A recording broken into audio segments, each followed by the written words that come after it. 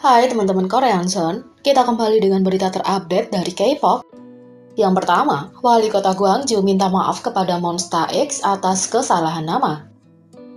Karena berbagai cara grup menata dan mengeja nama mereka, pasti ada lebih dari beberapa kecelakaan. Itu yang terjadi antara Monsta X dan wali kota Gwangju yang baru-baru ini dikunjungi Hyungwon dan IM untuk menjernihkan kesalahpahaman. Sebagai penduduk asli Gwangju, IM dan Hyungwon kembali ke kampung halaman mereka dan bertemu dengan wali kota Lee Young-suk. Wali kota tidak membuang waktu untuk mengungkit kecelakaan yang dia alami di Twitter ketika salah mengeja nama grup mereka dengan Monster X dan dia tidak tahu bahwa Monster X memiliki arti penting dari My Star. Saya membuat kesalahan besar Oktober lalu. Ketika saya mendaftar bintang K-pop dari kota asal kami, saya men-tweet Monster X di Twitter. Saat itu saya pikir itu berarti monster tanpa berpikir mon adalah bahasa Perancis. Jadi saya melakukannya dengan Monster X tanpa banyak berpikir, kata wali kota Lee Young-suk. Begitu wali kota men-tweet kesalahan eja tersebut, fans dengan cepat memperbaikinya. Lee Young-suk berkata, ada begitu banyak komentar dan retweet setelah saya mempostingnya di SNS saya, jadi saya menerima komentar penggemar dan saya minta maaf. Lee Sung-yeop mengklarifikasi bahwa dia membuat kesalahan hanya karena dia sangat bersemangat untuk membagikan berita dan meminta penggemar untuk memaafkan kecelakaan itu. Dia berkata, itu adalah posting yang mendesak dengan cinta dari bintang-bintang kampung halaman saya dalam pikiran, dan saya meminta mereka untuk memaafkan saya dan mengerti. IM berkata, oh tidak apa-apa. Mon Bebe sama baiknya kepada wali kota dan berkata, fans memaafkan saya dengan hati yang murah hati. Untuk menunjukkan ketulusannya, wali kota menulis ulang dan memposting ulang segera setelah itu terjadi. Monsta X tidak merajuk karena itu, sebaliknya itu membuat IM menyadari kami harus bekerja lebih keras. Namun, grup tidak harus bekerja terlalu keras. Fakta bahwa cukup banyak penggemar yang dapat membantu wali kota dengan cepat mengajari kelucuan tersebut membuktikan popularitas mereka, yang diakui oleh Lee Young-suk sendiri.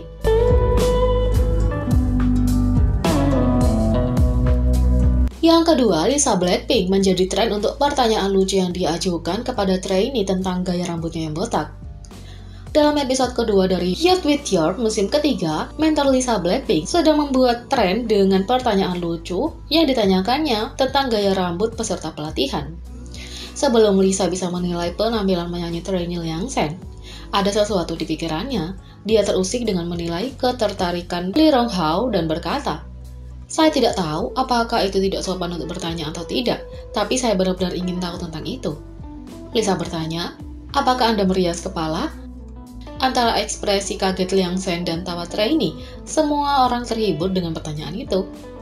Lisa membuat Liang Sen dan semua orang semakin tertawa ketika dia berkata, karena itu benar-benar berkilau dan berembun ini seperti kulit tanpa celah. Liang Sen memecahkan misteri itu dengan mengungkapkan bahwa itu semua alami, membuat Lisa tertawa terbahak-bahak ketika mereka menunjukkan dari dekat kepalanya berkilau. Mungkin saya sudah terlalu lama menjadi sorotan, dan minyak atau sejenisnya mulai bersinar, itulah mengapa itu bersinar. Faktanya saya tidak menggunakan riasan, ya, itu minyak kulit, kata Liang Sen. Momen itu begitu lucu sehingga melesat ke nomor 3 di topik trending Weibo di bawah frasa. Lisa bertanya apakah Liang Sen merias kepalanya menghasilkan lebih dari 2 juta mention.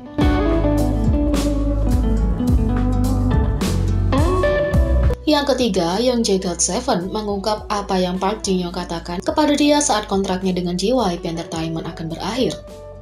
Pada awal 2021, JYP Entertainment mengumumkan bahwa semua anggota GOT7 tidak akan memperbarui kontrak mereka dengan perusahaan. Young Jae GOT7 baru-baru ini menjadi bintang tamu di acara Raffi Fix ? Dan ia mengungkapkan apa yang Park Jin Young katakan kepadanya ketika kontraknya dengan JYP Entertainment akan segera berakhir. Dalam pertunjukan, Raffi bertanya pada Young Jae, sekarang, karena kontrakmu dengan JYP Entertainment telah berakhir, saya berasumsi bahwa banyak hal yang harus dibicarakan. Apa yang dikatakan produser Park Jin Young? Young Jae berbagi bahwa ketika kontraknya akan segera berakhir, Park Jin Young sibuk mempromosikan proyeknya dengan penyanyi Rain. Saat Park Jin Young sibuk, dia mengirim banyak pesan ke Young Jae dan mengatakan kepadanya bahwa dia dapat meneleponnya kapan saja dan bahwa dia akan membantunya jika dia kesulitan dengan apapun. Semua ini menyentuh Young Jae. Young Jae berkata, Jadi, ketika kami berurusan dengan semua itu, PDNin sebenarnya sedang sibuk mempromosikan proyeknya dengan Rain. Namun meski begitu, dia memastikan untuk tetap berkomunikasi dengan saya melalui teks. Dia mengirimi saya pesan secara terpisah beberapa kali, mengatakan apapun yang saya putuskan untuk dilakukan, dia akan mendukung saya. Dia berkata, "Jika ada sesuatu yang tidak kamu ketahui atau sesuatu yang membuatmu tidak nyaman dengan cara apapun, datanglah berbicara denganku dan kita akan menyelesaikannya bersama." Jadi saya sangat tersentuh, kata Youngjae. Raffi kemudian memberitahu Youngjae, itu pasti sangat menyentuh, dan Youngjae berkata bahwa dia sangat tersentuh karena dia belum pernah menerima pesan semacam ini dari Park Jin Young sebelumnya.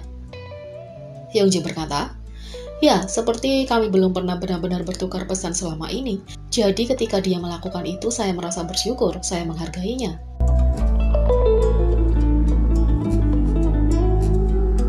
Yang keempat, Suga BTS mengungkap seperti apa rehabilitasi sejak dia mendapat operasi bahu.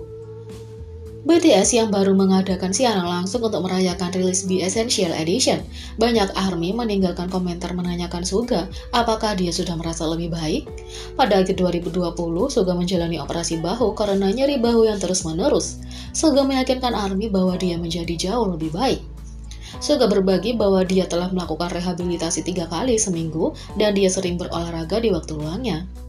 Dia juga berbagi bahwa staf dari agensi mereka terkadang akan datang untuk membantu. Kemudian dalam siaran, Suga berbagi bahwa dia baru saja memulai terapi gelombang kejut tahap kedua. Jungkook kemudian menyarankan agar Suga membuat film dokumenter tentang rehabilitasinya, dan Suga berkata bahwa dia berencana untuk merekam sebagian darinya. Meskipun ini adalah rencana Suga, dia akhirnya tidak merekam apapun karena dia pikir dia terlalu menyedihkan. Jimin kemudian berbagi bahwa dia pernah melihat Suga menjalani rehabilitasi dan itu terlihat sangat sulit karena Suga berkeringat di sekujur tubuhnya. Suga kemudian memberitahu Jimin bahwa apa yang dilihatnya bukanlah apa-apa dan rehabilitasinya sekarang jauh lebih sulit. Semoga Suga bisa segera sembuh.